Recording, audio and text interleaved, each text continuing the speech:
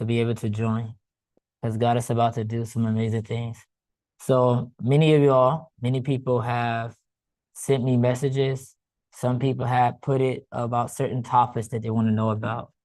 And one of the main topic was how to handle grief and how to handle loss. You know, what should I do when I have a loss of a loved one? Because many people, we have all lost someone in our lives. But sometimes when we lose someone that's very close to us, many of us don't make it. Our whole life begin to go down, and we begin to not to care about the necessary things that we have to do to move forward. Because and some people also have probably blamed God for the loss because they prayed, and when they prayed, that person didn't get healed. Their mother, their father, their grandparents, or someone that took care of them, that's caregiver, and they begin to become angry. Some begin to become depressed in life. And today I have with me one of my daughters, Widline. Hello, I want everyone. you guys to give her a hand clap right now. Put the fire signs up. For those on YouTube, if you're on YouTube now, begin to put the fire signs and begin to share.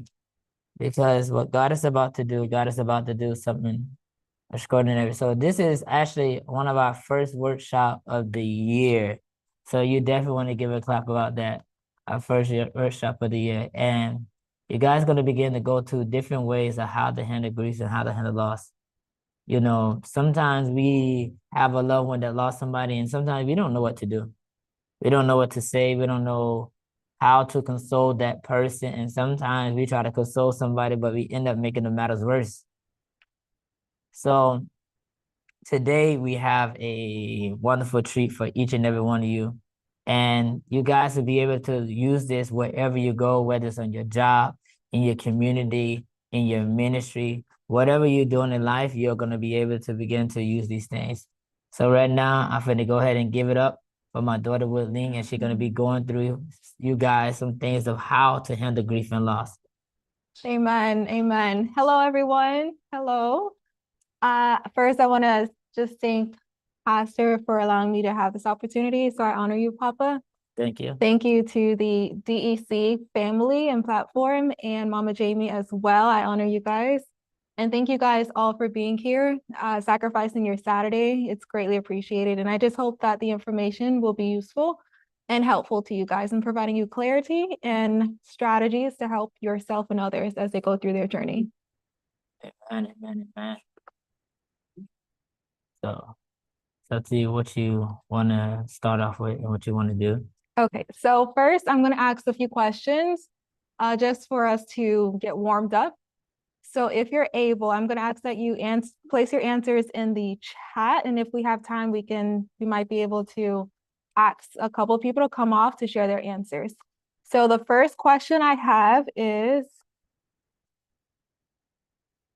what is one thing you wish more people understood about grief? What is one thing you wish people understood about grief? So it might be based off of your own personal experience or just in general. What do you think would benefit people to understand? So we do got people online and we do got some people in person. So we'll give it a chance for those who want to answer online to answer. You can put your hands up or show your face. You can go ahead and put your thing on video and wave your hands that you want to do. So we need it because we're also on YouTube. So if you can talk, it'd be best you guys can take yourself on mute and talk. And then we'll also ask those in person to be able to answer some questions too.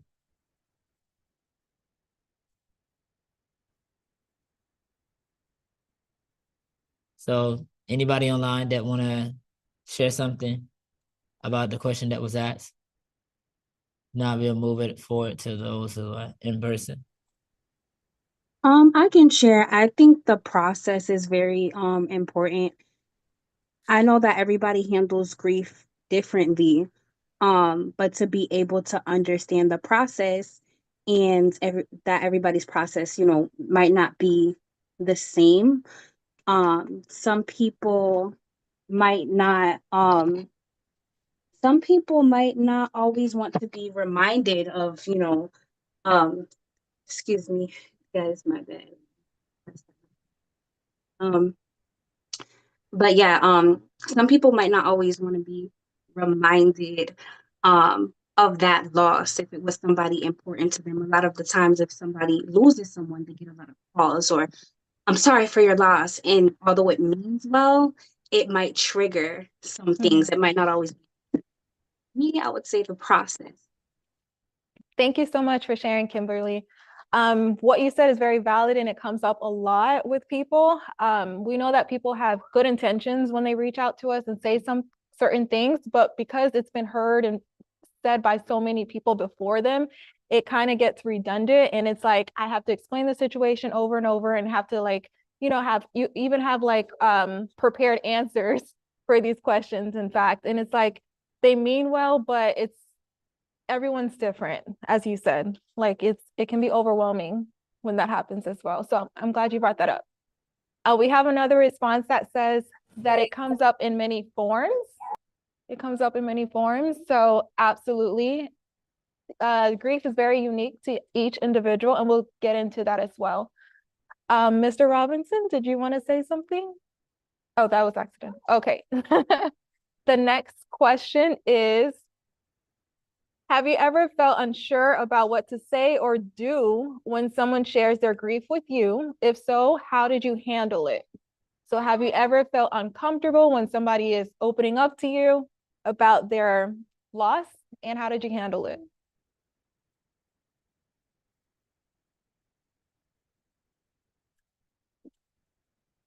It's me again. I would say completely. I have a friend that's close to me. She just lost her aunt 2 days ago. And because I know how I felt when I've lost people close to me, it's hard to discern what's needed in that moment, like for her. So sometimes you don't even know what to say because you don't want to say the wrong thing. So how I handled it is, I'm here, I'll check up, I'll try not to be too overbearing.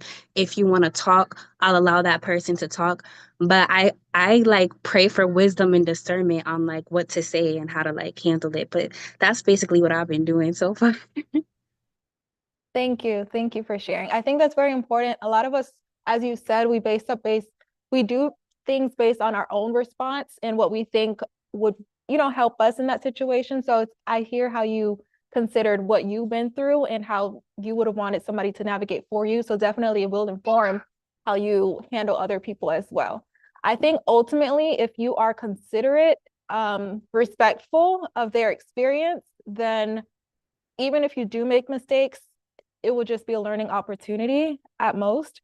But yeah, I think how you handle it was well.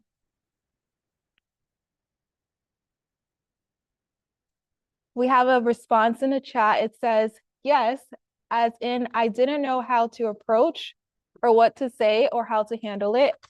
I lost her as a friend. I suppressed my emotions towards it. It was a soft spot for me. It was bad. Thank you so much for your transparency.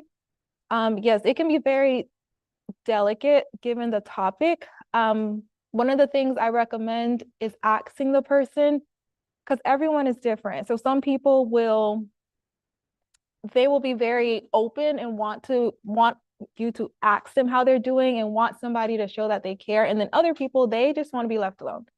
So unless you really know that person very, very well, I think it's best to ask or even gauge how to approach. So you can ask do you want to talk about it? Or do you need a distraction right now? So everyone is different. As long as you present yourself as coming from good intentions and explaining that is the motive to just be able to support them, I think they should be able to receive that somewhat well. And the next question will be the final question.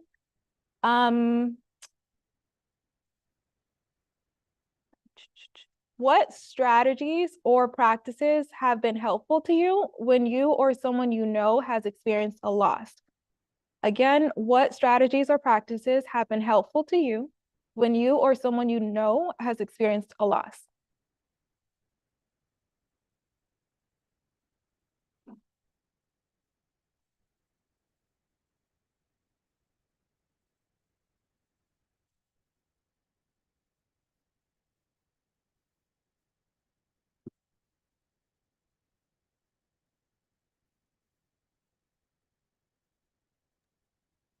Yes.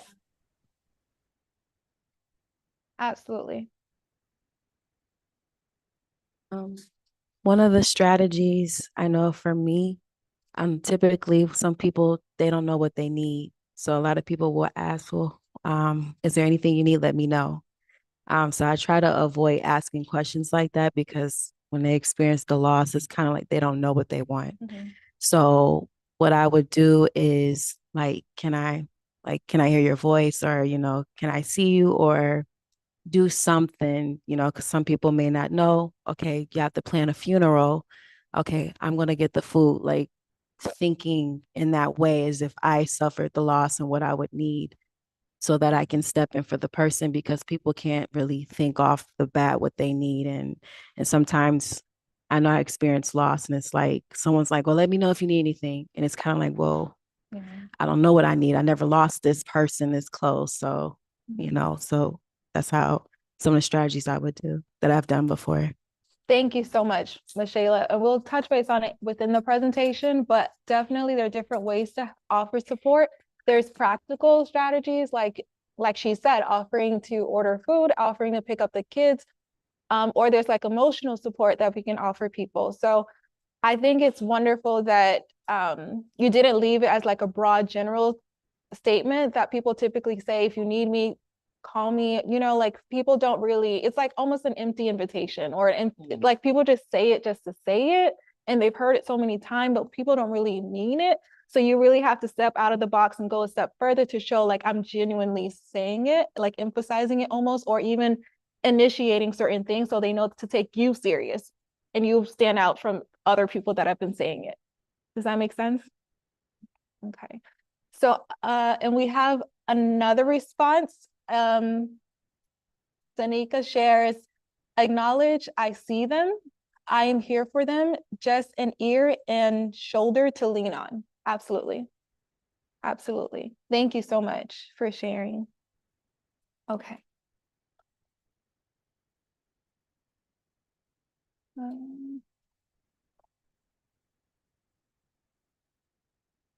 Okay.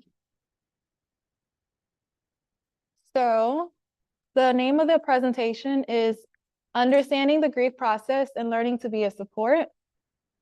So thank you. Thank you so much.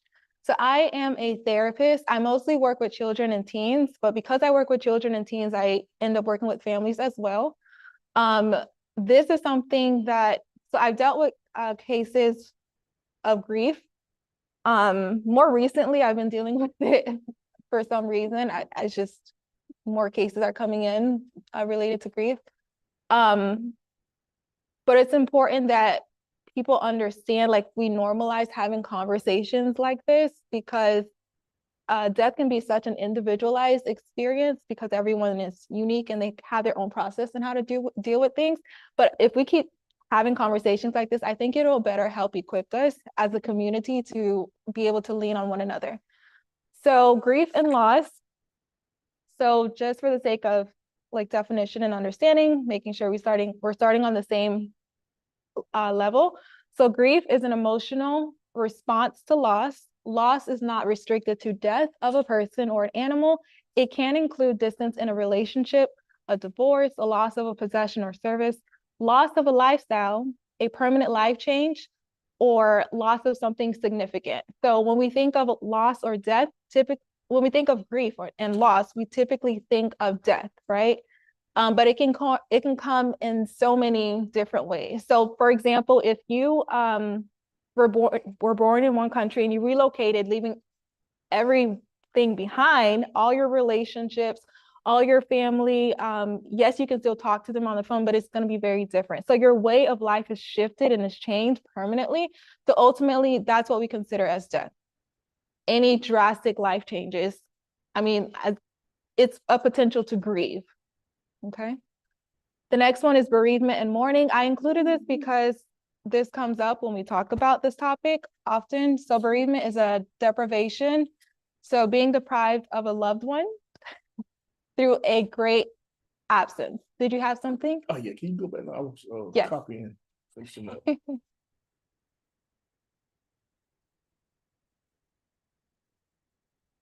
So with bereavement, a lot of times people will describe their experience as having a void or a sense of emptiness because the person that once occupied this space in your life is no longer present. So that's something that people often rely on to describe their experience. And mourning is how grief and loss are presented in public, and it can be influenced by cultural customs, religious beliefs, and ethnic backgrounds. Mourning rituals can include seeing friends and family, preparing for the funeral, Passovers, and other customs. I just start screenshotting me. Common reaction to grief and loss. So anxiety, sadness, emotional numbness, shock, disbelief, or denial. Restlessness as well.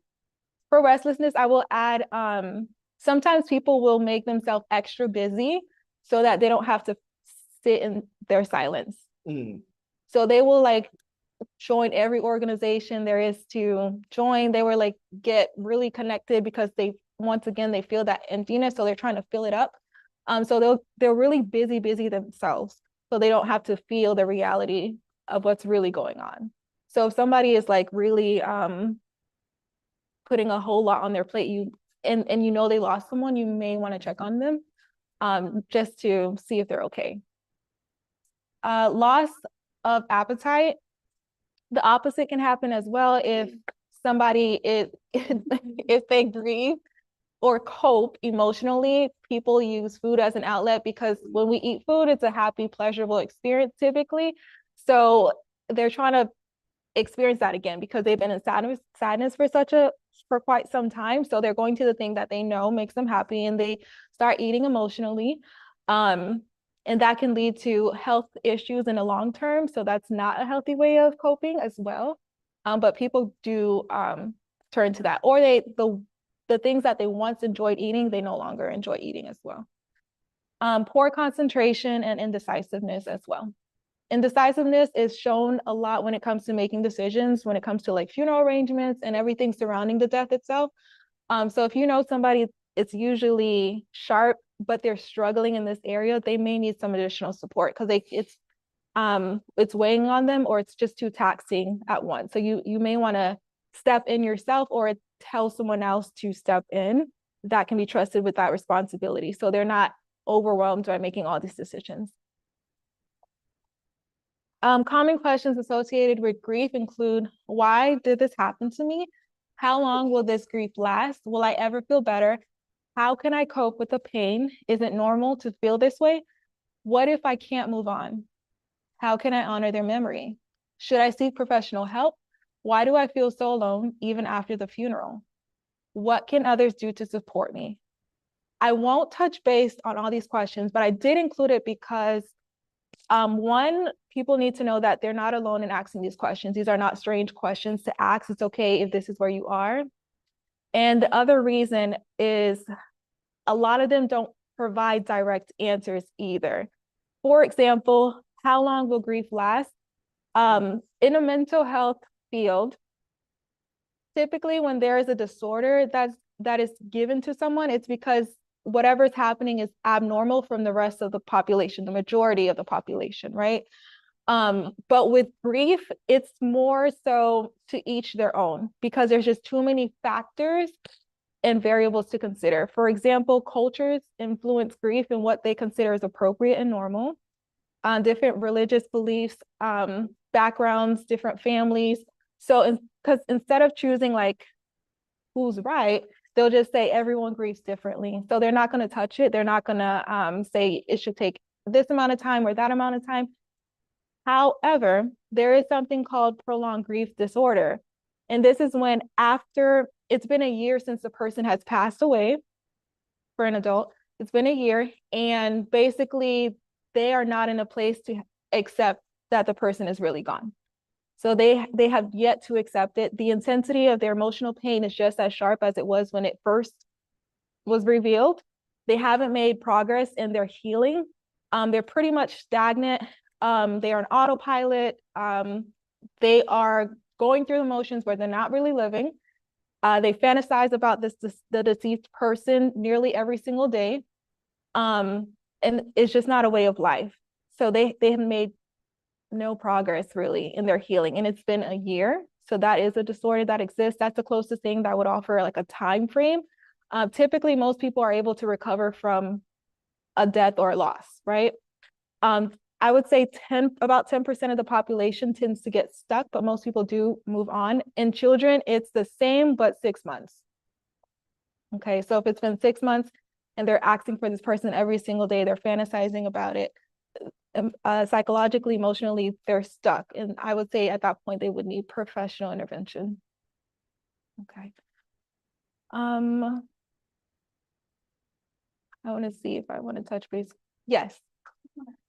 Would that be because like children are usually forget and think back to that? In general, when it comes to diagnosing in a mental health field with adults and children, the timeframes are different. A lot of that is because of that reason, because their time preference is just a little off. Like an hour to us is like an eternity for a child. So it is like I guess they like compress the time for them. And overall, children is seen as resilient. So they do expect them to, you know, do things, yeah.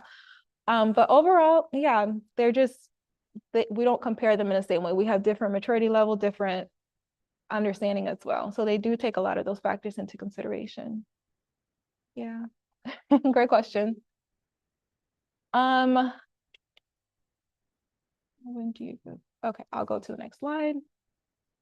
Universal, but yep, a personal experience is expected. Grief and loss will impact everyone eventually because we're all connected to someone or something that we find significant. For this reason, grief is a global and universal phenomenon. However, because it is a complex, personalized occurrence, people can easily feel alone. Everyone experiences grief and loss differently. What I will add to this is that because of our personal relationship to this person or to this thing, that's what makes us different. Like in general, there could be 2 kids in a household and they experience that household entirely differently because their way of thinking, their experiences, their life decisions, it influences everything, every aspect of their psyche. So having a relationship with someone, your memories are tied to them, your laughter is tied to them. It's very different. So a lot of times people will feel like I'm alone or no one understands what I'm going through. Not that other people haven't experienced that, but they don't know my experience because my experience is unique to me. So that's why it's a universal yet individualized experience. Okay, so there's 5 stages of grief. The stages people may or may not identify with, and that's totally fine. You don't have to fit in the box of these stages. Some people will feel some aspects of the stages, and then some people won't feel others. So it's fine. And there's no particular, it doesn't have to be in the direct order as well. These stages comes from a psychiatrist called Elizabeth Kubler-Ross, and it's widely referenced today. I often refer to these 5 stages. There are other, I guess, like stages that were built off of these 5 stages, but this is the most simplified and basic and understanding. So I referenced this as opposed to the other one. So there are other stages people will tell you about, but I tend to refer to this one. Healing is oftentimes not a linear journey, meaning you may have good and bad days at any given time. And I'll speak on that a little later. I will say healing is a choice as well. Sometimes people will say time heals. And I would say to that, that's a more passive approach. If you really are wanting to heal, you have to choose to heal. You got to be active or proactive about it. So like, for example, sometimes it's too painful. People don't want to face the harsh reality or the pain of what's going on. And that's fine if that's not where you are currently. But you should, if you want to heal, be open to that happening one day. Because you can't avoid it and think that it's not going to impact you in some way or form. Like it's there. You have to confront it in order to heal, in my personal opinion. Okay. Stages of grief. So the first stage is denial. This stage is often accompanied with being in a shock and numbness. A person may feel like nothing else matters because it's like, what's the point? What's the point? Maybe there's a mom that had one child and that child is gone. So it's like, what's the point of being here anymore? They feel done.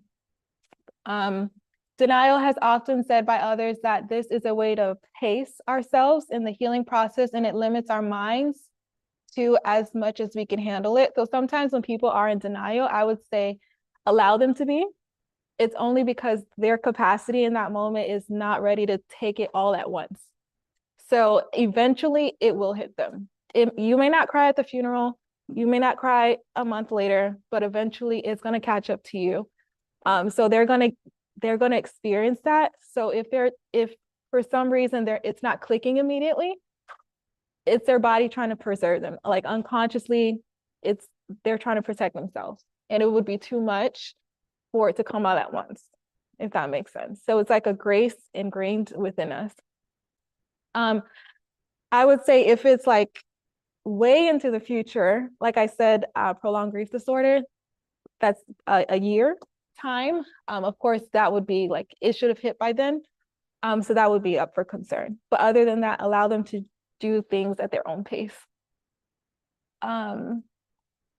During this time, we ask ourselves many questions because we're trying to wrap our minds on our reality. It can be overwhelming to some. Sometimes people fantasize about things that will likely not happen.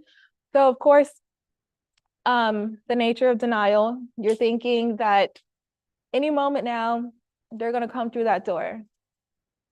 Any moment now, the dog that you hadn't seen in 2 months is going to walk through the doggy door, right? Any moment now, my boss is going to call and say they made a mistake and they want me to come back. Any moment, my ex is going to call and say, I want to make it work, right? So we're still in that phase. But eventually they figure out like, it's not going to come. Enough time has passed for them to realize, okay, it's not happening. Stage 2, anger. Oftentimes anger is suppressed or discouraged or is heavily managed in most contexts.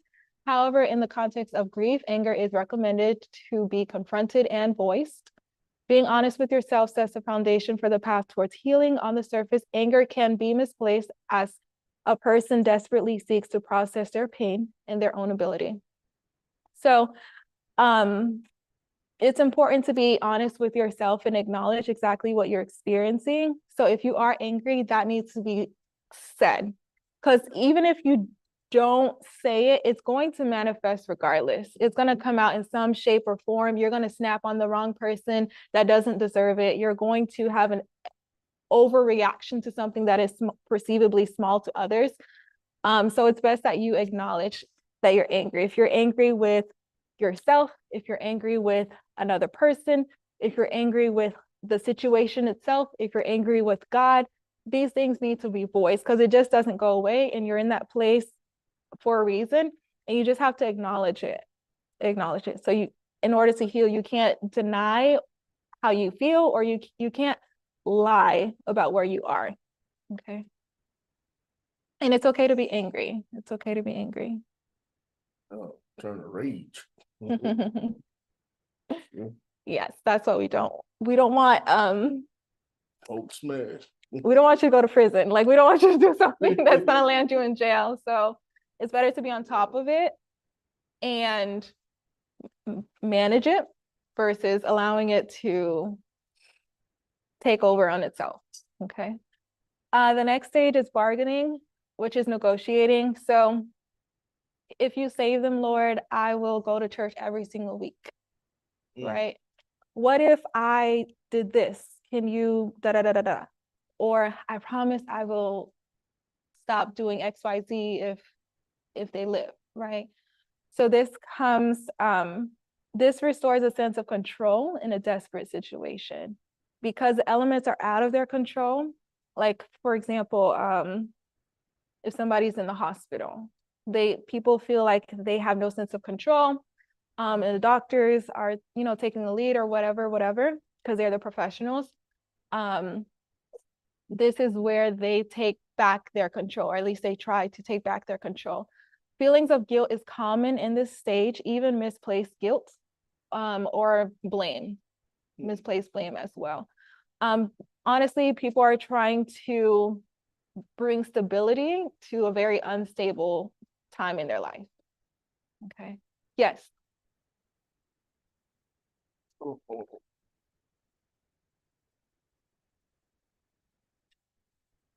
Okay, I would like to hear some of your pointers. Like, what would you say as far as managing anger? Okay. How would you go about that? That's a great question.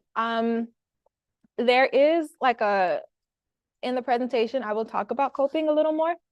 But I would say for children and teens, you want to give them their limits. So you teach them, if you're angry, it's okay to be angry. So you allow them the opportunity to be honest, right? Because you don't want them to, like, sometimes we say things like, don't be sad, don't be, like, we don't really give them permission to be honest with where they are. So you want to welcome, like, it's okay to feel how you feel no matter what. However, what you do with that, that's what we need to discuss. So you give them limits or parameters to what they can and can't do. So I understand you're angry, but you can't go around hitting other people's kids. I understand that you're angry, but you can't do X, Y, Z. I understand that you're sad, but it's not an excuse to do this. So you tell them what they can't do, but you also tell them what they can do. When you're angry, you can do this, X, Y, Z. So this would be the healthy coping options, and I'll go over them a little later. But basically anything that will harm themselves or another person, you want to explain to them why it's inappropriate and not okay, right? For example, self-medicating, you like if they're a teenager, you have to explain to them, this is not how we cope. It's not healthy, right? Yeah, we'll touch base on coping a little later, but yeah, definitely you have to direct them. You have to direct them. And the best way to do that is to be an example. So you can't tell your teen not to drink, but you're drinking. So even if legally they can't, like, when they do grow older, they'll remember how you coped. You know, sometimes people spiral when people die and they like go into drinking and things like that. So they'll remember, like, this is how my mom coped. And they may consider it as an adult. So you want to teach them young through your example and modeling that this is what you do and don't do. And you can talk to them, asking them what they think is a good idea to cope. So you don't just have to tell them all the answers. You can invite them into the conversation. They may have some great ideas of what they can do. As long as it makes sense and no one is being harmed, you should be good. Great question. Thank you. The next stage is depression. It feels like it will last forever, but it is temporary. The intense sadness and despair is not a mental illness because it is appropriate and a natural response to loss.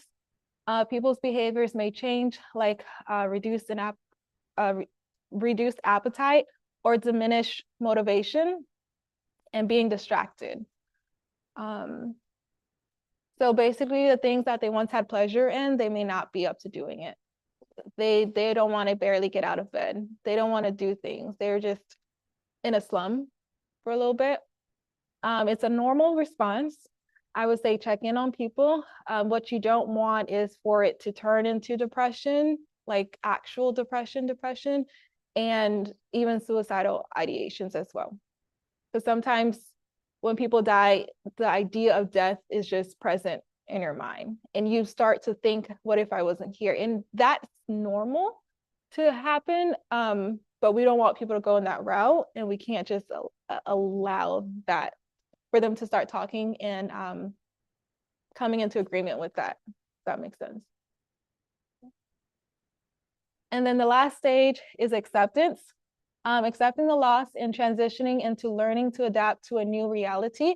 It is common people go back and forth between feeling like they can make it and being discouraged. So one day they'll be like, okay, I can do this. I can do this. Today was a good day. And then the next day is like, I don't know if I can do this. I can't. I can't do this. What was I thinking? Then the next day it's good. So it goes back and forth. It's not a gradual, it gets better, it gets better, it gets better. Sometimes it's better, then worse, then better, then even worse. Like, so it's normal if that happens. Every day has its potential hurdles. So that's another reason why it goes in and out, because today you may be facing something you hadn't faced before. Like today, maybe you received the death certificate and now it's like on paper and it's real, right? Or you have to explain to the government, like, this person can't pay their loans because they're deceased. Like, it hits you on different levels. Like, you knew, but now it's like, they're really gone. So every day has its potential hurdles. You begin to move on, and sometimes guilt may resurface again because you feel like you're betraying the deceased person. So sometimes you feel bad for moving on, right? Because the person that died can't, and they're not here to live, and we were supposed to do this together. But to that, I would say, if the person were if you could talk to them, do you think that they would want you to not move on and not be happy? And typically people will say, yes, they would want me to be happy. A lot of people have died and gone, but we're here and it's a privilege to be here. So while they can't live, we have a choice to live. And sometimes people don't want to hear that immediately, and I get that. But you can start planting the seeds of that, and hopefully eventually they typically come around to it in their own time. Right? Because it's a lot of the pain is just clouding their judgment at that time.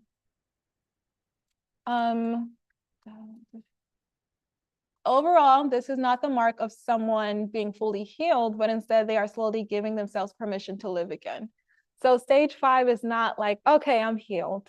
It's like just the beginning of, okay, I can see myself living beyond this death.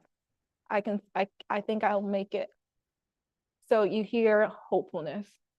Not to say there's not going to be future struggles, but you have a mindset to, I guess, recover or to be resilient. So that's a good sign. Okay, so we're first going to touch base on kids. So ages 6 to 10, they learn that death is inevitable, permanent, and universal. There's a quote that says, young children 3 to 5 years old already believe that the deceased can continue to grow and breathe. So 3 to 5 year olds, they don't really get death. They don't have the mental capacity to really grasp what it is. And if that's your child, it's normal. That's just their limited intellect or ability to understand, and that's okay. Sometimes kids may think death happens to everyone else, but not themselves. That's just in general. Children at that young age, you're building autonomy, so they're very much focused on themselves, and they don't really get the full picture. So sometimes they think they perceive things happen to other people, but not them, like they're invincible or something. But as people grow, they'll learn that, okay, this death happens to everyone. If you are, a lot of parents struggle to explain death to their child, and that's a normal thing to struggle with that. What I would say, and you don't have to do this, but what I would say is, for you as an adult, look up how medically death is defined, and then you take that information and then you break it down to where a child could understand. So for example, if death is no heartbeat or no brain activity, you would take that information and then you explain it to a child. So you would say their heart is no longer working, or they're not able to, like, you can describe it behaviorally, they're not able to talk anymore, they're not able to think anymore. If the person died a painful death, meaning they were in chronic pain, you can explain to them they're no longer in pain anymore. They're not going to open their eyes. So you explain to them what to expect, so they have they begin to develop that understanding of what death is. So everything is shutting down, and it's not going to undo. Okay. Whatever you do say have the child repeat back their understanding. Always do that part, because you may find that you have to go back and edit and change some things because the way that the child perceived what you just said is not how you wanted it to come across. So whatever you say, have them repeat back their understanding. Okay. Kids may blame themselves for death of someone. Sometimes they think had they behaved better, the person would be still alive. For some reason, children, they will blame themselves. I don't know why, but when their parents get a divorce, they may blame themselves, or when somebody dies, they may blame themselves. They think maybe if I was a better kid, they would be alive. So you have to really talk to your kids and listen to see if they are bearing any form of guilt, or if there's any additional burden that they shouldn't have to be dealing with that is preventable. So it's one thing to deal with death. It's another thing to deal with death and feeling like it's your fault. So really listen to where they are so you can help them through it and explain it's not their fault. Kids may not have the words to express their feelings or what they're experiencing. So what you could do is you can talk to them and listen to them, and then you can suggest a feeling. So based on what you're hearing, you identify like a basic emotion. It sounds like you're sad. And then you ask, are you sad? So you say, it sounds like you're sad. Are you sad? And then they'll confirm it. Yes, I'm sad. Or they'll say, no, I'm not sad. And then you offer another emotion. But basically you give them the words because they need to learn how to verbalize what they're experiencing. Otherwise, it could manifest behaviorally to misbehaving. Okay, so help them find the words. Or they can express it through drawings or like other artistic forms. Okay. Kids may repeatedly express they don't want their loved ones to return. I mean, they want their loved ones to return. They may partake in magical thinking. So if they wish the person back, they're going to come back. But we know that's not going to happen. But yeah, that's just where they are. Ages 3 to 5 typically believe that.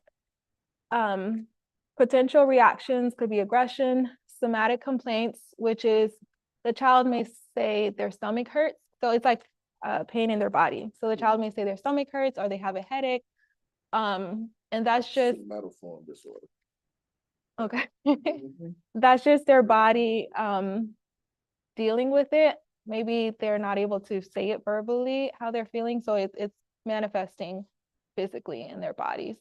You want to take their complaint serious because you don't know if it's that or if there's something they ate. So a doctor would, rule out if there's an actual underlying medical issue. If not, then it could be grief. Revert to earlier stages of development. Sometimes in young children, they will regress. So if they're already potty trained, they will wet the bed. Or if they stop sucking their thumb a long time ago, they'll start sucking their thumb. Or if they may start speaking baby, like baby. I don't know how else. What did you say? Babbling. Yeah, like they'll start sounding like I don't know how to speak baby, but they'll start talking like a child. Yeah. So they'll regress. So what you would do is just you would correct it. So you would, if you have to re-potty train them, you do that. If you have to get their thumb out their mouth every time, you do that. But you don't want them to continue to go regress. Sometimes they may withdraw, or they may have repetitive questions and requests. You just got to be patient enough to give them the same answers. Like if they're asking the same questions about death and you already went over it, it could be a short attention span. It could be they're still trying to process and understand. So you just have to be tolerant of those questions and reiterate them. Supporting kids, euphemisms are discouraged. So euphemisms is a polite or indirect word or phrase used to replace one that is considered harsh, blunt, or unpleasant. So for example, a euphemism could be, I'm in between jobs. What you should say, I don't have a job, or I'm unemployed. You should be crystal clear, because a child's understanding is not abstract. So if you're saying you're in between jobs, it's not going to register to them as direct as it would if you say, I don't have a job. So for this context, instead of saying, so use somebody died instead of saying they went to sleep. If you say they're sleeping, then the child is not able to distinguish this sleeping from the other sleeping. So if you tell them, okay, let's go to sleep, they're going to think they're going to sleep and not wake up. And they're going to become scared of sleeping. Or they're not going to want you to sleep because they think that you're going to die. And it's because you told them that they're sleeping. So again, this is when you want to check your child's understanding, have them repeat back their understanding so they understand there is a difference between sleeping and died. So you should use the word they died, because they need to understand this is a different life experience than the others. This is not regular sleep. You're going to wake up, hopefully, right? You're going to wake up if you go to sleep. If you say pass away, they may not understand that either. So you have to like describe it behaviorally, what it looks like. They're not going to talk. Their heart is not working. They cannot grow anymore, right? Use direct and simple language. Help them to express themselves. Model expression of emotions. So if you're sad, let them like I understand like parents don't want to cry in front of their kids because they want to be strong, right? But it can be healthy crying together.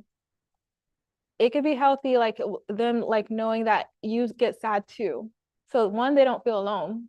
Two, they know that they're not, like they know that they're normal. Like this is okay, it's okay and acceptable. So, and then three, so they know that they don't have to mask how they really are feeling.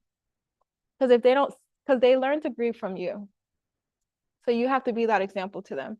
Think about it as a parent, would you want to be in the same house and your child is crying in their room and you have no idea? Because it's happening behind closed doors. So it's similar to that. However, if you're crying is a whole episode of like yelling and shouting and it's very like a huge intense, because you don't want to traumatize a child and you don't want to discourage them from coming to you. If they know that, okay, last time I cried and mom took 30 minutes to recover and she was like yelling, if the child doesn't want that experience again, they're not going to do what led to that. So they will shield to you how they really are feeling. So let it be like not too dramatic for them. So it's not like uncomfortable or traumatizing for them. Okay, so use your best judgment. But it's not a bad thing if you cry with your child or in front of your child, or just let them know. Even if you don't want to cry in front of them, you can tell them, I feel sad too. And when I feel sad, I do X, Y, Z. So you can like take that and go into coping skills. Validate their emotions. So saying things like, I would feel that way too, if that were me. I understand why you feel that way. It's okay to feel that way. So making it seem like it's a normal thing so they don't feel uncomfortable. Provide child with routine and predictability. That's very, very important. In general, children thrive on structure. So if they can anticipate what's going to happen next, that's really good. If they can't, because let's say the situation is somebody dying, it uproots their life. It can really change a lot of aspects of their life. So they feel unstable already. And what you don't want is anxiety to come, because it's another thing to deal with. So it's grief and then anxiety, right? So you can try to prevent or dampen the presence of anxiety by giving routine and predictability. So if I ask a child, when you come home, what do you do? If they can tell me, when I come home, I change my clothes, I eat a snack, I do my homework, I eat dinner, I play games, and I go to sleep, that's letting me know that they have some frame of structure because they know what comes next, right? So that's good. So you can test your child and ask, okay, what do you do when you come home? Just to see like how predictable their life is to them, just to gauge. And if not, if you find that they don't really know, you can start that. You can create a routine. It's like not knowing where your next meal is going to come. That's going to create an unsettling feeling. Like we don't want to be in that position. You feel uneasy. An equivalent example for an adult is if you typically get paid once a month and your boss says, okay, on the 10th, you're going to get paid. So every month on the 10th, you're going to get paid. If they change it, you know what? You're going to get paid every 12th of the month. You're like, okay, cool. And then they change it again. You're going to get paid every 14th of the month. And you're like, okay. And then they change it again. You're going to get paid on the 17th of every month. And you're like, what? And then they change it again. You're going to get paid on the 21st of every month. Now it's like, when am I getting paid? I don't know when my next check is coming. So now you're uneasy because you don't know if you're going to be able to pay your bills, right? And that could have been prevented had it just been a pattern that you could follow. Structure. Yeah. So there has to be a structure, pattern. Predictability is good. Provide the opportunity for the child to talk about death and the deceased person as they desire to. Okay, so what's the issue? Sometimes the child wants to talk about it and the parent doesn't because it's too painful. Or they don't, the parent doesn't think they can hold it together in front of the child. That's fine if you're not able to do it, but do not deprive your child of having that experience. So you want to lean on your support. So you would speak to someone you trust in advance and ask them if you could, send their child, if I could send my child to you, if they want to talk about their deceased dad, right? So you get their permission, and it's someone you trust, like you trust what they would tell your child, like your views are pretty much similar, and they would agree to it, and then that would be an outlet for your child. So your child gets what your child needs, and you can, you don't have to have that conversation at that point. Okay, you can hold off a little bit on it until you're ready. So yeah, it's really, really important you give your child what they need, even if it's not coming from you. So if you need to get a therapist, if you need to redirect them to the church, family, your sister, your brother, let them have that opportunity because they want to talk about the person that died because they're afraid they're going to forget them sometimes, and they don't want to forget this person. So they want to talk about it. Great signs of resiliency in children is support. It's not the quality, it's not the quantity, it's the quality. So they don't have to have 30 people. But if they have a few solid individuals where they can have deep, meaningful conversations with, that's good. It gets tricky if they were super close to the person that was deceased and that person was their role model and that person was the person that was their outlet. So it's like even you feel that even more, like, because typically you run to this person to talk about when things are rough. So you don't have that person anymore. So consider that and really showing up for your child or having somebody step in, even if it's temporary, but they're going to need that. You want to make sure you give your child a person to feel safe with. Supply them with coping options. We'll touch base on that a little later. Teenagers. Some express their emotion visibly and others don't. Realization of death becomes present, especially if the deceased person is young. So yeah, they realize that, okay, like we know people die, but when it hits you personally, it's like, okay, like this affects me now, right? So it becomes more real. They may question their spiritual or religious belief at that time. So you can always check in with them in regards to that. They tend to take on responsibility, so they step up more. Around the house, they are helping out. Behavior issues may surface. Academic regression is possible, or they can have the opposite effect where they hyper focus on their academics because school could be the one stable place they have. So they will put all their energy into school, and now they are fixated on making good grades, and like they go like they I guess maximize that opportunity of it just being a stable, untouched environment, right? Feel the need to be strong and not want to burden others that are also grieving. So they may not take their issues to mom or dad because they see that mom and dad are sad and they don't want to make them more sad. So a lot of the times when I see kids they don't talk to their parents because they believe that their parents are going to get sad or they're going to react a certain way, and they don't want that. So they're trying to protect their parents. As a parent, you can let them know that you do want them to come to you, so they don't have to feel like they have to do that. And you can talk about it. You can talk about it. Sometimes they may crave more attention. And this, again, is an opportunity for you to definitely redirect your teenager to a safe space. So you can engage them in activities and sports in school, or bring them around people you trust, like expose them to different opportunities. Because if they don't have that already ingrained in their system, they're going to look for it other places, right? And that could be a whole different new thing you're going to have to deal with, right? So you want to make sure they are not seeking attention from the wrong people. So they're not going to the streets, they're not going to other places. For example, a teenage girl that doesn't get attention at home, going to the arms of a young man, right? Because this person is showing the attention. And a lot of the times they're not getting attention because everyone else is grieving around them. Like, we all knew this mutual person and they're not there anymore. So people revert into themselves when they're grieving, and they don't have the capacity to be emotionally there for other people. It's not intentional. It's just that they're going through their own grief too. Unfortunately, the kids have to deal with it in the best way they can.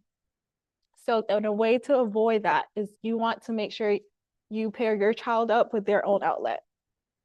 Like, you can confide in them, even if I'm not like there for you, even though I don't mean to not be there. It's just, we're all dealing with this. Okay. Common emotions is confusion, depression, anger, anxiety, guilt, and fear, and isolation. So how to support teens? You want to talk to them when they're ready. Create a safe space for vulnerabilities. So allowing them to know it's okay to feel however you feel, even if you don't agree with it. What I would say with teens, a lot of times they don't want to talk. They will, they're known for like giving one-word responses when you ask them questions, like, how was your day? Fine. Okay. Like, they don't really elaborate sometimes, depending on the teen. So what I will encourage parents is to listen, like really give them an opportunity to express where they are with it, and try to not take over the conversation or lead the conversation, because you don't want it to become a lecture. Okay. So really, like, invite your child into that conversation. If they don't want to have it, when you want to have it, don't force them, but let them know the door is always open, and you can try again at another time. Help them to express themselves. Model expressions of emotions, so similar to children. Validate their emotions, let them know mixed emotions are expected, and being happy again is okay. For example, in general, a mixed emotion could be, if somebody dies, you could feel sad, which is the expected response, but you can also feel relieved. For example, if you were the primary caretaker of somebody that was declining in health, and you watched them decline every single day, and it, like, to be a caretaker, you're really sacrificing a lot to be able to be there for that person 100% of the time. So it's understandable how you could feel relieved that, okay, now you can live your life, because you've been putting your life on hold for a long time. And your other relatives may not understand that because they were not there with you. So they have no idea what you've sacrificed.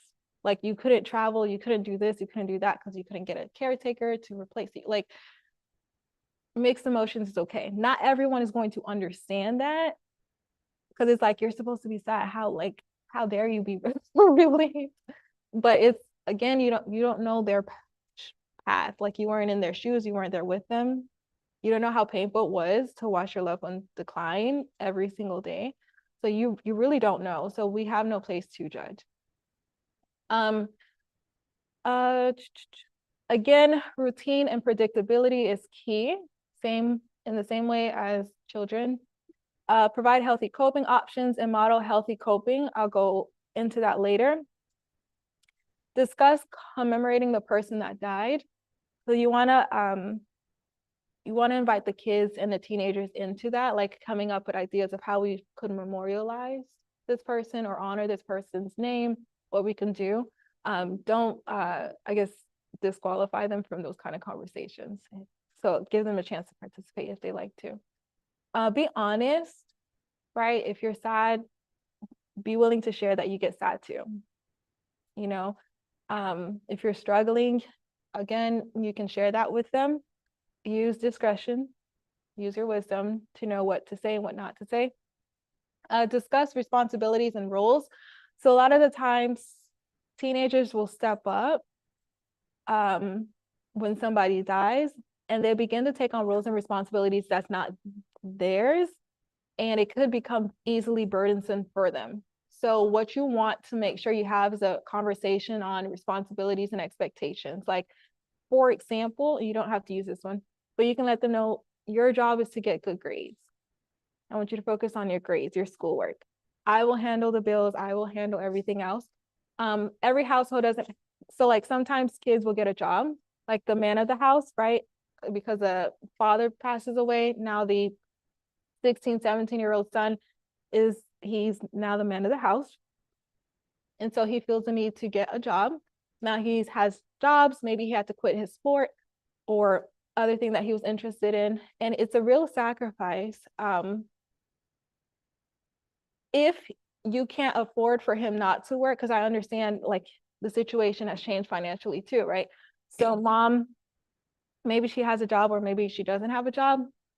It may not be enough for them. So maybe he does have to step up and get the job, but just talk to your teen and letting them know that you appreciate them stepping up and it's not intentional. Like, this is not ideal that I want you to do this, but I appreciate you for stepping in and doing this regardless.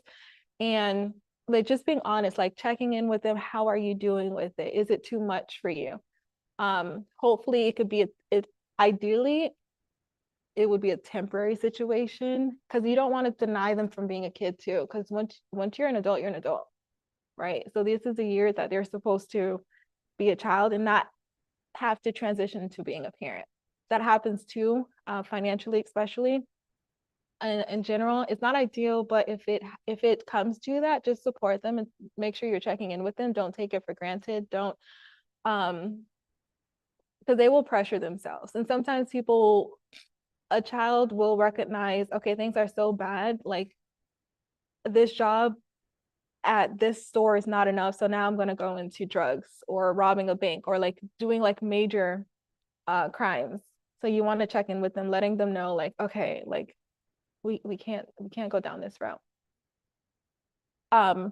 Leading on your community and support as well would be ideal, so it doesn't all fall on the child. Answering their questions. I would say answer their questions. If you don't, they're going to go to somebody that does. So they'll go to the internet, they'll go to the media, they'll go to their friends, and you don't know what information they're being fed. So it is better if it does come from you. If you can't provide that information, redirect them to someone that you do trust. Okay. How adults can help themselves. Seek support. So friends, family, support groups, professionals, leaders, elders, pastors. So ask for help. Adults are responsible for their own emotional well-being, right? That's just, you're responsible for your own emotions and how you choose to grieve. So if you're struggling, reach out to people. Reach out to people. If you don't have a safe space in your inner circle, go to a professional, because we're trained to be neutral and open and be the kind of support that you need, right? Just to listen. Acknowledge the pain and express it outwardly. So I like to think of emotions as like energy, and you have to do something with the energy. You have to let it out of your system. And we'll talk about coping a little later, but you have to like get it out of you. Whether it's you saying it audibly, venting to someone, or whether you're like exercising, but you have to get it out. Give yourself the space and opportunity to grieve. Ask for help. Take care of your physical needs like eating, sleeping, exercising. Self-care is important. So the things that you did before the death, I would say try your best to do again if it was a part of your daily routine. So getting back to that, you could like have a day that devoted to like self-care. Like I'm looking out for myself. Avoid self-medicating, drugs, alcohol, because it can lead into addictions and other problems as well. It doesn't give you the opportunity to face what you're dealing with. It's like you're trying to run away from it, really. You're like, you don't want to deal with the pain. You're numbing it. You're trying to get away from it. But the thing is, you always sober up and then you're back where you first started. So you really deny yourself an opportunity to heal and to grow. Embrace your new normal. You may not initially feel like doing this in the beginning, and that's understandable, but eventually this is where you want to reach. Cope in healthy ways. Seek things that may bring joy, release, and meaning. So sometimes people will start like volunteering. They'll start doing passionate projects. They'll even develop a foundation in honor of the deceased person. Like they'll do things that are meaningful because they recognize the significance of life. It's like life is valuable and precious and you don't want to take it for granted. So those are things that matter. Use religious, spiritual solace.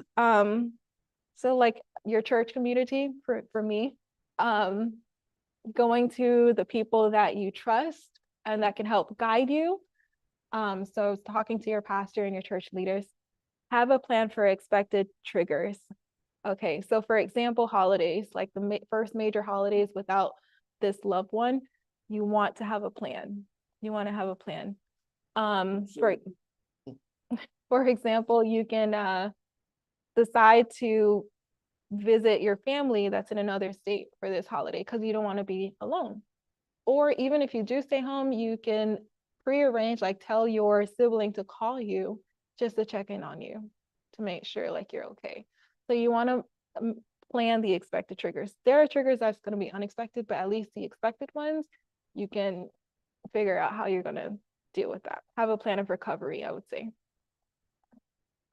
Use social media with caution. Sometimes people like to post their loved one that died on social media. Unfortunately, people may leave harsh comments. That's a possibility, unless you disable comments. So just be careful with putting your information out there because you don't know people's intentions. And then also in general, social media, people portray their life as living their best life. So everyone looks like they're happy. Everyone looks like it's like you're in your most terrible time of your life, struggling, and then you go and you see all these people smiling and living their best life. So it can really upset you.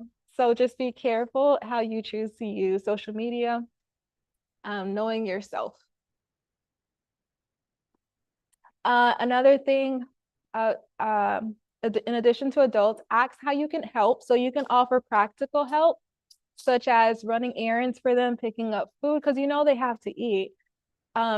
Picking up the kids, right? Offer to pick up the kids. So doing actual things you know need to get done. Like even with making funeral arrangements, like that can be overwhelming. So offer, like, let me call the pastor for you. What do you want me to ask him? Like just stepping up and doing things that you know they need to get done. Obviously, you ask for permission first because you don't want to. Yeah, you don't want to intrude. Or ask if they need space. So you can ask like, okay, do you want to, like, you literally ask anything. Like, do you want to talk about this person that died? Or do you need a distraction right now? Because we can go do golf or something. Yeah, we can go, like, what do you need right now?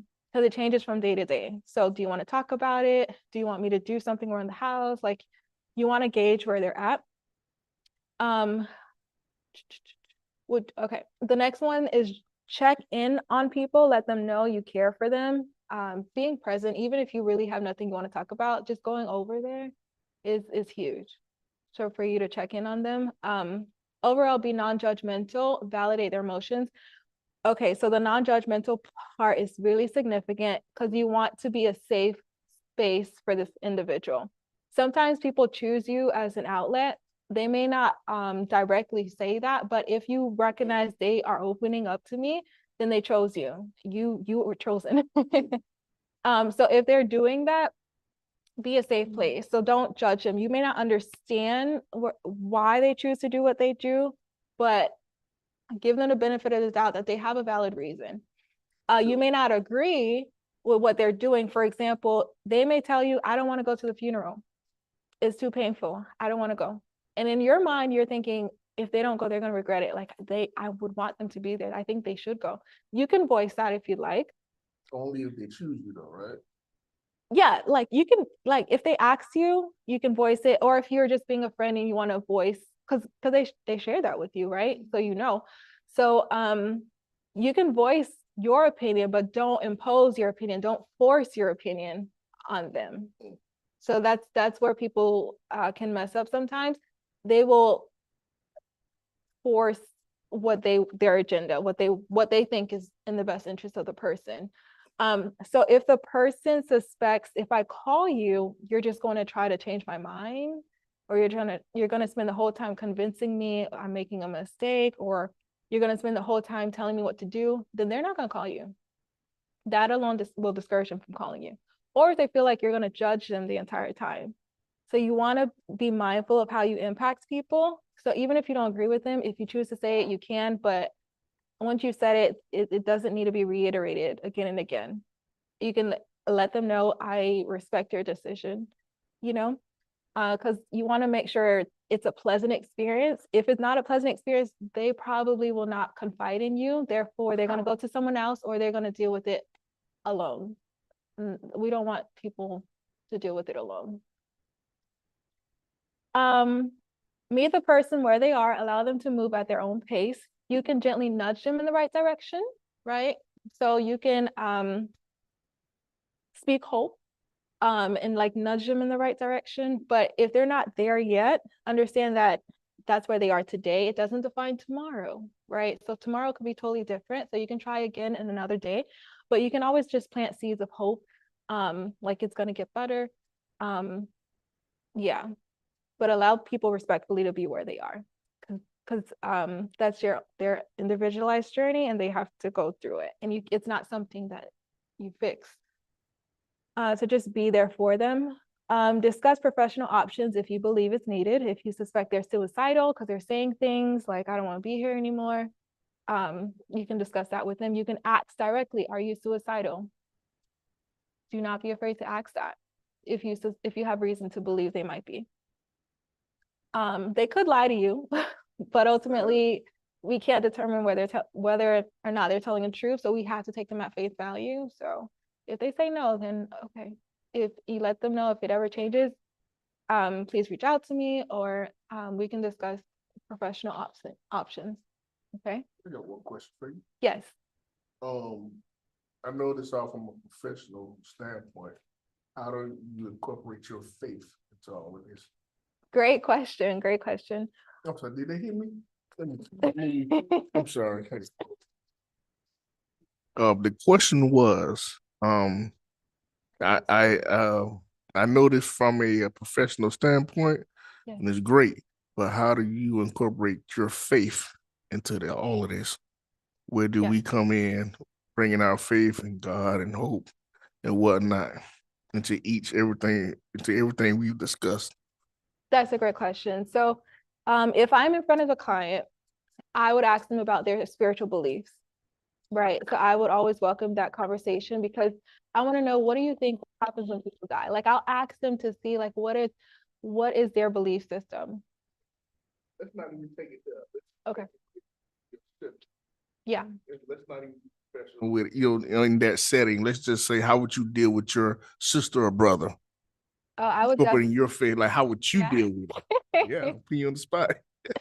I would definitely bring scripture into it. Like, God would want you to live like, I know this is painful for you, but like God has a bigger plan. Like, I would definitely say what my understanding of the situation is. God tells us to cast his burdens onto him. So I would, encourage him to do that. We can go to the Lord together. I can pray with you. What do you need God to do for you right now? yeah, I would pray with them if they allow me to. I would pray for them if they don't, like privately. Yeah, I would definitely, I would send them scriptures. Um, yeah, I would bring God into it, no hesitation. Yeah, as long as they're willing to have the conversation, we can talk about that aspect. Even if they're mad at God, I would tell them, talk to God, tell him that. Like genuinely, I think God will be personally okay with that because he knows pain. He knows we're human. He knows we can't lie to God. Like you can't tell him I'm not mad. No, he knows if you blame him, like he knows. So you have to get it out your system. You have to be transparent about it. And use scriptures to build you back up. Yeah. Yeah. They go to the Lord. That was a great question. Yeah. God is near the brokenhearted. Like he's there for you. Lean on him. Lean on him. That's first options. Okay, encourage hope. All right, coping skills. So there's 4 types of coping I like to present to people because it's simple to remember. So calming is the opposite of physical activity. So calming is anything that calms you down. Everyone is going to look different. These are just a couple examples. They're not limited to this at all. So for some people, nature is calming. So going out for a walk, sitting in nature, going to the pier, sitting at the beach, that is calming for them or soothing. Going into a quiet place, relaxing music, aromatherapy, going to a spa, reading a book, anything relaxing, anything that will calm you down. Okay. Physical activity is the opposite. Physical activity is you want your blood pumping. You want things to be active, like you're releasing things. So that's exercising, sport, stretching, dancing, swimming, like anything that will cause you to be physical. Like you can go to a rage room if you're like angry or you want to break some things. Everything, yeah, like everything that you can go out running, jogging, gym, whatever you're interested in. Processing and distractions are opposite. So processing is you are confronting everything. Like you're confronting the matter. You're facing it head on. You're not running away from it. So that's journaling. Write down how you feel, what you struggled with today. Like today, I face a reality that I have to pick up the kids every single day. So like writing down the challenges, writing down your thoughts, writing down if you feel alone, like all of it, journaling it. Artistic expression, identifying emotions and thoughts, social support. So that's like venting, whether it's with a friend, family, or professional. So this is like you like sometimes you have to make time to grieve. Like so many times, because what happens immediately after death is so fast, you don't, sometimes people are denied the opportunity to grieve immediately. Because if you're like the go-to person in your family, if that's your role where you're expected to make decisions and stuff like that, and you're the primary caretaker, people are looking for you to make decisions. When is the funeral? Is it going to be open casket, closed casket? Who's going to be the pastor? Where's going to be the church? Where are we going to bury this? Who's going to pay for the, like, it's just go, and you have to make decisions. And it's very timely because they have so much, I guess, days to like put the body in the ground, right? So you have to make decisions. And then after that, it's like, okay, what are you going to do with their belongings? Where this is going to go, their assets, who gets their assets? Did they have a will? And then you have to figure government stuff. Okay, they're officially declared deceased. Where's the death certificate? Like there's just so much, I think legalistic things, I think that's the term, where you have to just make decisions. You have to make decisions. So sometimes it's like a month later when they cry for the first time. Right. So that's why everyone's journey is different. Like they literally don't have the privilege of grieving. And I've seen that happen, and they put everyone else first. So you really have to make the time, and processing is a great opportunity to do that. Okay. Distractions is the opposite. Distraction is when you are running away from it. So you're not trying to confront it.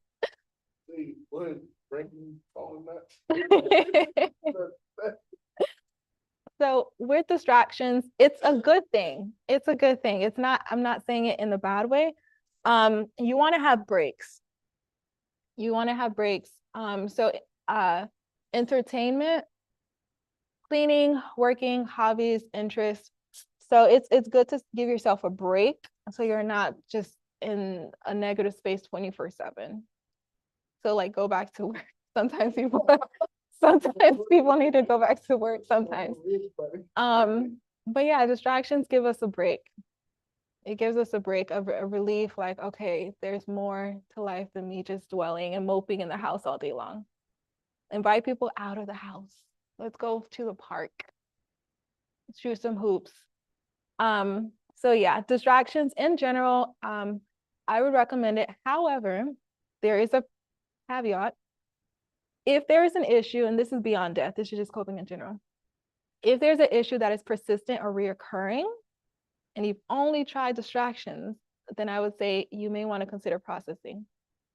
Because if it keeps coming back, the pattern is likely to continue. It's going to keep coming back. So you can't just keep running away every time it comes. Yeah, so at some point, I would say confront it so the cycle can stop. But generally speaking, distractions is a good consideration.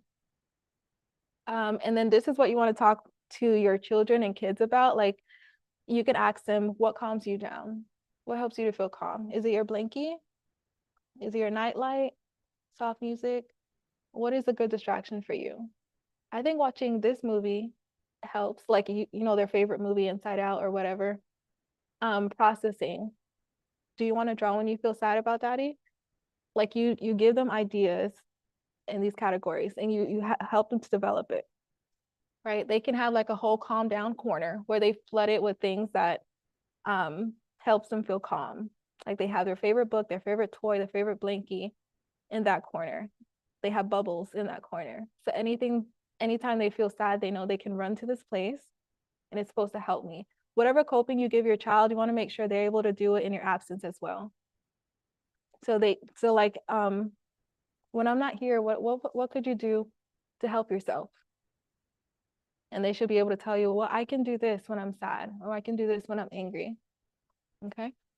And that brings the conversation back to, you want to give them limits of how they can express whatever they're feeling. So it's okay to feel any emotion, but how you represent that emotion, that could be an issue. So you can't go beating on other kids, you can't go breaking things, you can't go writing on walls, but you could do XYZ. So you guys talk about it together. Okay. Resources on grief. So there are books for children that talks about grief. I recommend you read it first before you share it with your child. An option of doing that is if you find a book online, like on Amazon, you could take that title of the book and type it into YouTube, and it might have a story time. So a lot of times authors and people just upload themselves reading children's book. So like these 3 books, The Memory Box, Lost in the Clouds, Why Do I Feel So Sad? They're on YouTube, right? And the reason you should read through it because some may have things that are contrary to your belief system.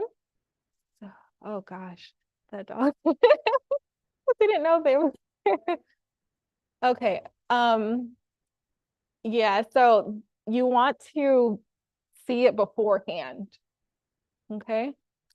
Just so you know that you're on the same page. And a lot of storybooks in general, they have discussion questions at the end. So if you don't know how to bring up the conversation of death, there are questions there typically to help you with that. And as you read the book together, you can ask them, how do you think they feel?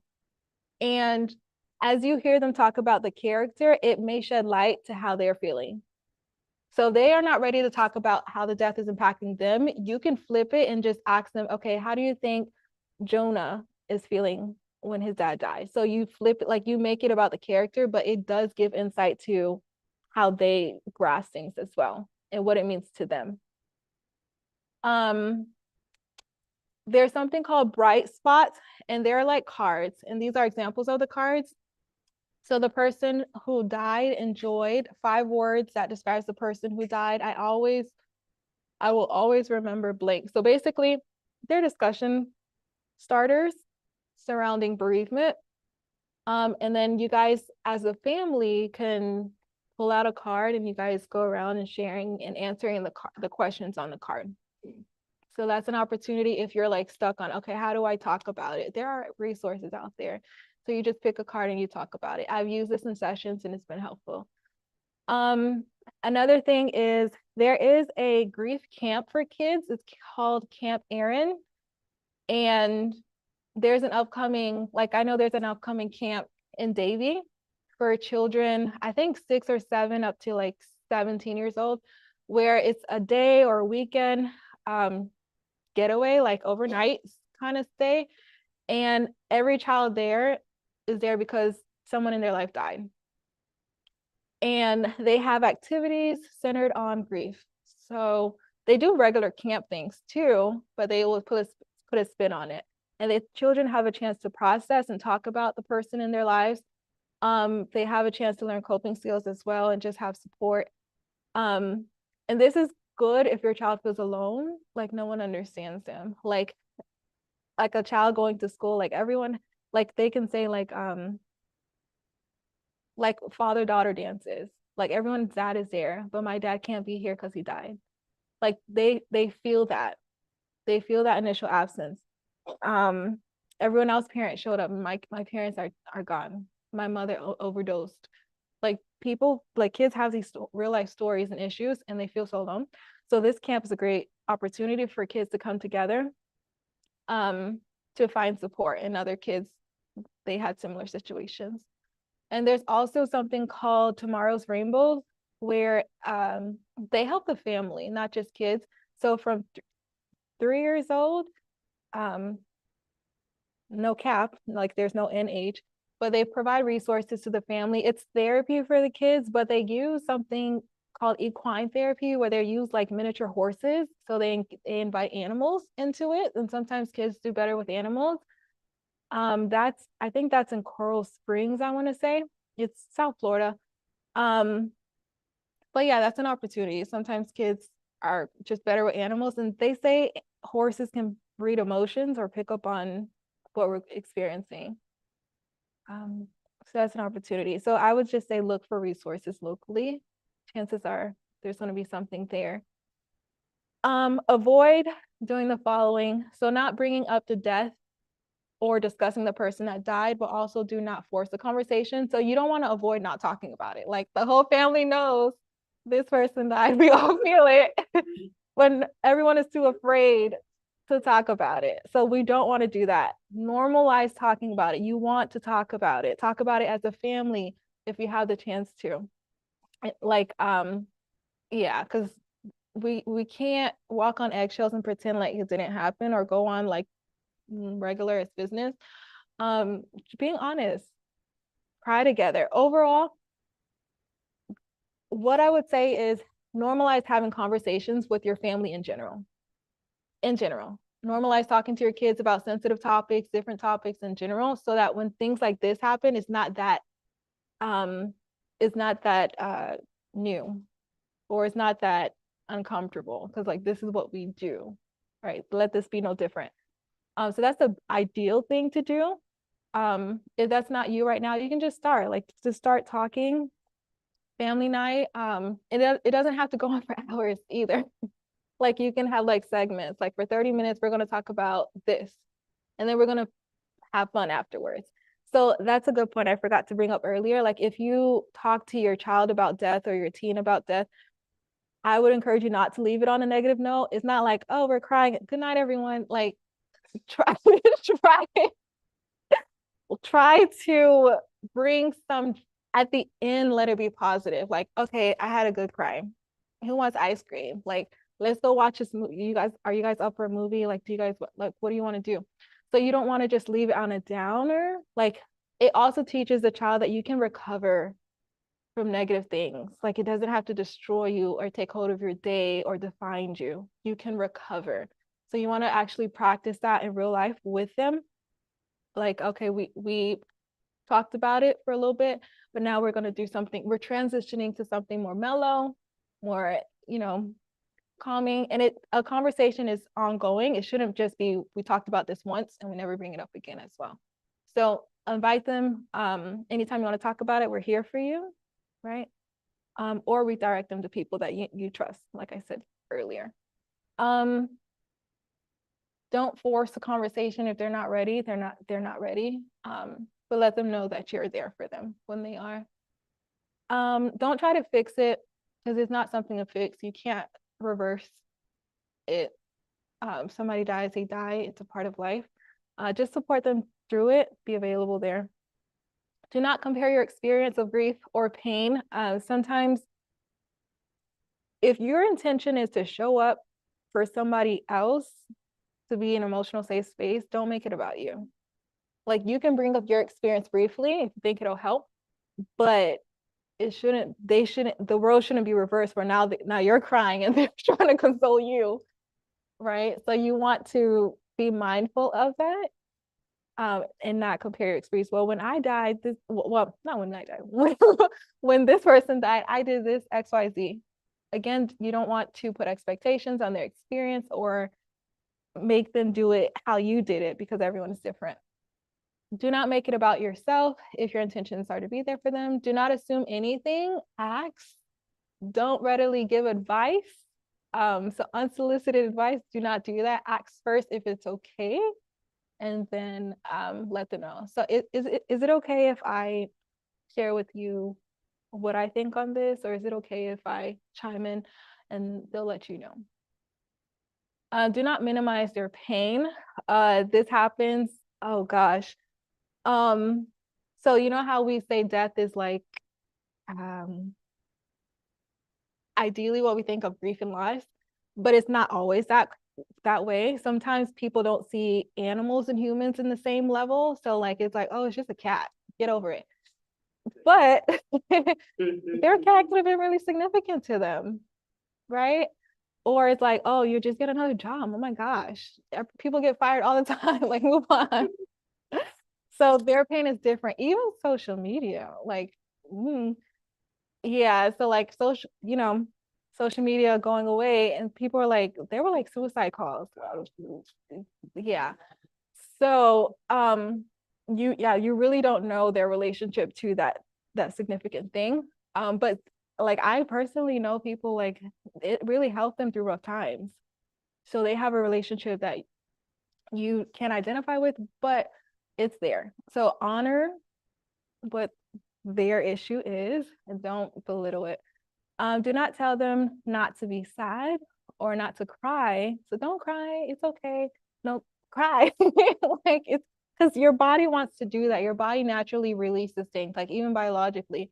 We have ear ducts, right? We like from our nose, we have mucus. From our ears, we have wax. When we use the restroom, like, naturally, biologically, we release things. That's just how we function. So let it be no different when it comes to grieving. Like, we have to cry, especially for men. It can be different because of societal standards, where it's like, we're expected for you to be strong or whatever. But like, you need to cry if you need to cry. Like, that needs to be normalized. What did you say?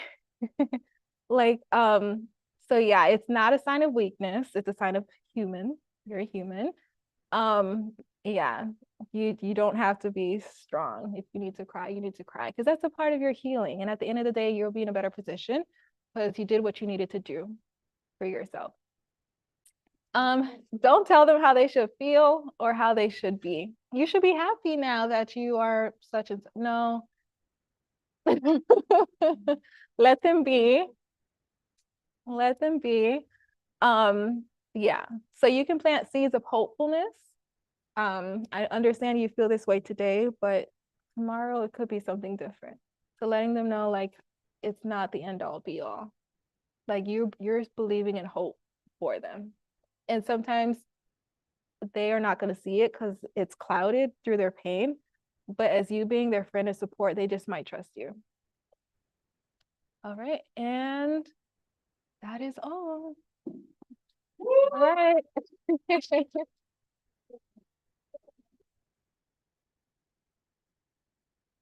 Okay, stop sharing. At this time, I am going to open the floor for questions. Oh, okay. I didn't see the chat. Does anyone have any questions at this time? Yes, the mic. Hello, hello. All right. So I know that we were talking about like grief and loss as it is like in like on someone like dying, right? So let's say we were trying to grieve as like a friendship and like you see like that person walking. So what would you do in like that moment? So somebody is experiencing grief and loss and you see it? No, so like I know that so like I know that we were like talking about it and like the sense of like so someone like dying, right? But like let's say like we are like this grieving like some type of like a friendship, you feel me? And and like you see that person like just out and about. So like how would you like go about that? Like just approaching them No, I mean, I mean, just seeing them out, in public? yeah, or like in like this Oh, everyday like life. you know they have somebody that died. So I'm sorry. So it sounds like he's saying if you've grieved the loss of a friendship and you're coming in contact with that individual again after experiencing the loss, what should you do? Okay, that's a great question. So you run into the person that you experienced the loss of your relationship. Okay, that's a tough one. It's up to you. It can depend on how the relationship ended, right? So if it was a toxic situation, if you know they don't want to talk to you, you may not want to approach. I would say read the room, so to speak. If you think they would engage in a conversation with you and you want to have a conversation, that's up to you. I would ask myself, what is my intentions behind the conversation? Like, what am I hoping to get out of it? Is it just to be, what's the word, cordial and just acknowledge them as being there? And consider like how it might affect you, how it might affect you. In general, I would say have a plan in advance. Like if you know you have multiple spots where you could run into this person, like you should have a plan on how you're going to handle that. If you're going to choose to avoid them or if you're going to choose to go up to them. And hopefully you have some indication on how they're going to respond. Hopefully it's positive if you approach them. And if you know it's not going to go well, you probably should steer clear back. Does that help? Does that answer the question? Yes, it did. Thank you so much. You're welcome. You're welcome. So yeah, it definitely depends on what kind of relationship or encounter you've had. So I have a question. So I understood everything that you presented, right? And I understand, when you go into the 1 year phase, right? But what happens throughout the rest of the years, right? Because depending upon who you lost, Yeah. right? Especially if it's a parent, both parents, right? Mhm. But the feelings still come up. And one of the things, unfortunately, I have to say about the church, right? Some have not done a really good job on helping people to deal with grief. Mhm. And even to the point of, let's say baby Christians or what have you that go through those things. And, some of us love to say, the Bible, the word of God says, let the dead bury the dead. I don't know the exact scripture, but I know the scriptures in the word. Yeah. And when you asked the first question earlier this evening about, what are one of the things, well, I can honestly tell you that phrase, those that can teach that to the church, they need to kind of like throw that one out because it doesn't help at all. Mhm. So growing up, I wish way back when those things were occurring that there would have been somebody in my life, right, that would have been able to say all those things to me, because basically it was God that basically picked me up from the bottom and had to teach me. Yeah. There was no one to come Yeah. alongside. So how do you cope with that? Like, how do you, because you're going to continue to miss, because you haven't had these things. So now how do you go from there? That's a great question. And I'm sorry for your loss that you've experienced in your life.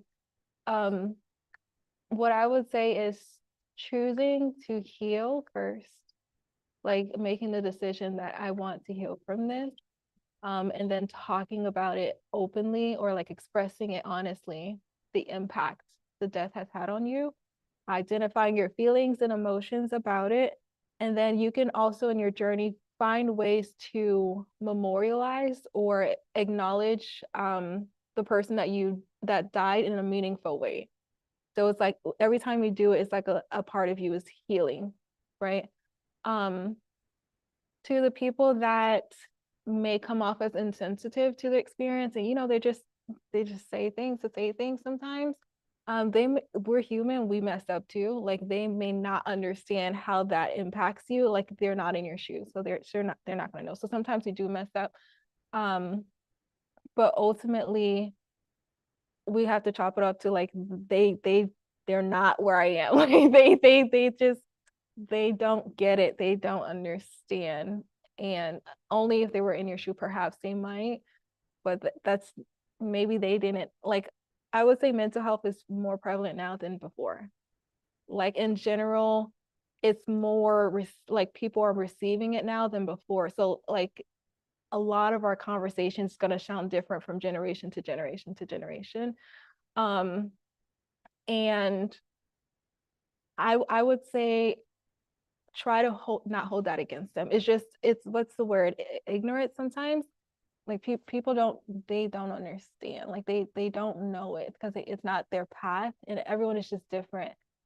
Yeah, but I would ultimately say choose to heal and just acknowledge where you truly are, right? And you may miss the person still, and that's normal. But figuring out a way to live despite it, that's the goal. So if you still miss the person, that's okay. But I choose to live. Yeah, that's a great question. Don't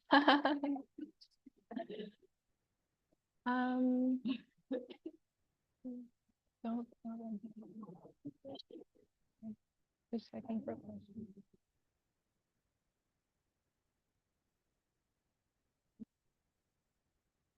I think we have another question. Okay, thank you, Katie, for the comment. Like you taking notes, I appreciate it. No, I just have a comment. I want to say this has helped me a lot as a mother and for myself as well. Like it has helped me drastically. I really thank you so much and appreciate your expertise and for sharing. It really blessed me for real. I thank you so much. You're welcome. The God's grace. God's grace. God's grace. God's grace. Peace. There's one thing I like to add, with like not putting expectations on people experience. Like I can give you like one example. Like let's say there is a family of 3, 2 daughters and a father living in a home. Father dies, there's two daughters.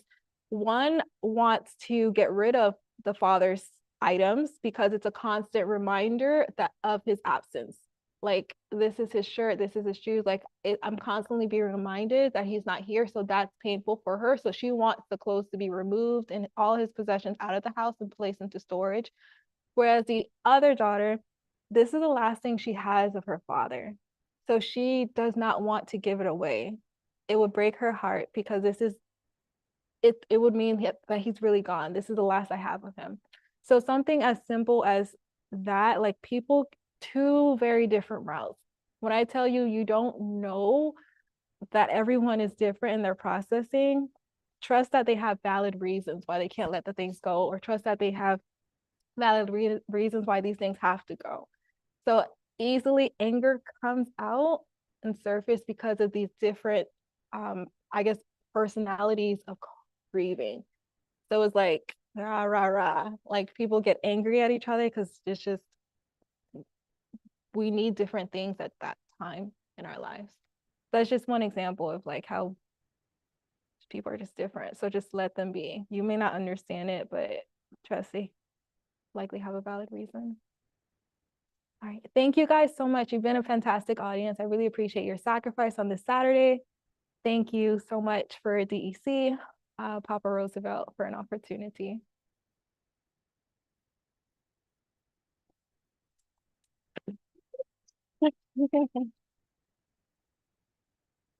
You're welcome.